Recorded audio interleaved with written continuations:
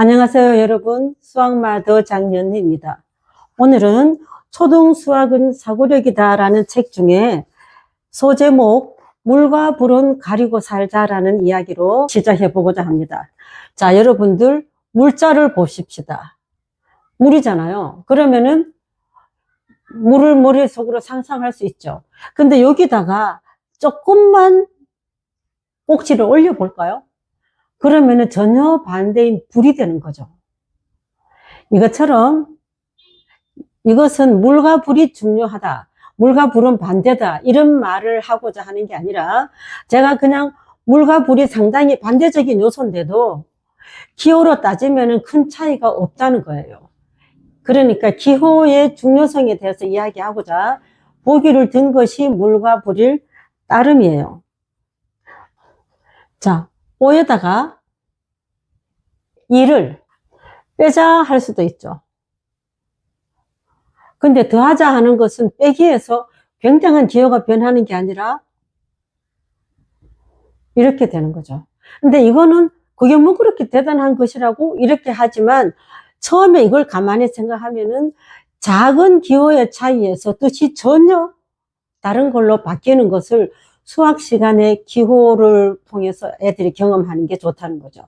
이런 것들이 아주 낮은 단계에서 훈련이 되지 않으면 나중에 중학교 가면은 문자와 식이라든지 여러 가지 방정식, 1차 방정식, 2차 방정식, 함수식 이런 것들에 대해서 애들이 감당을 못해요.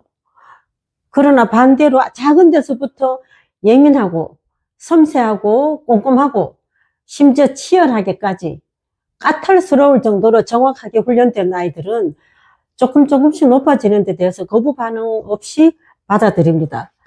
자, 5와 2가 있어요.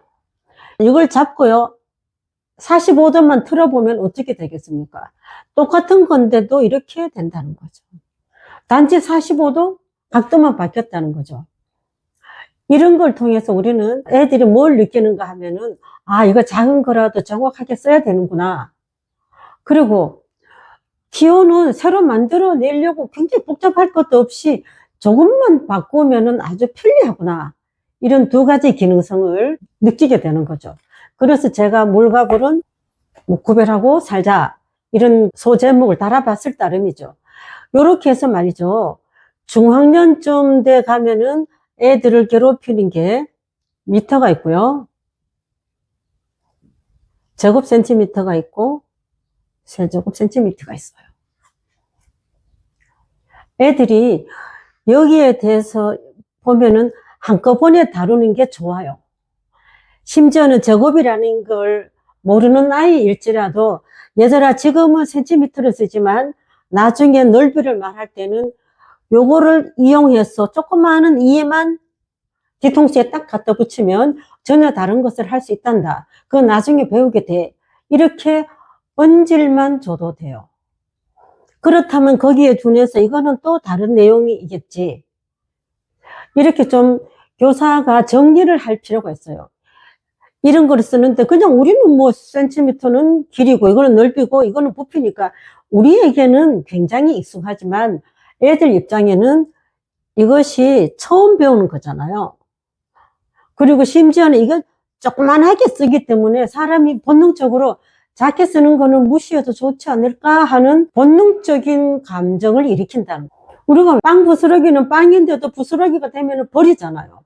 그것처럼 너무 작은 거에 대해서는 존재의 의미조차도 작아지는 것은 진압 처리에 의해서 자동적으로 그렇게 생각한다는 거죠.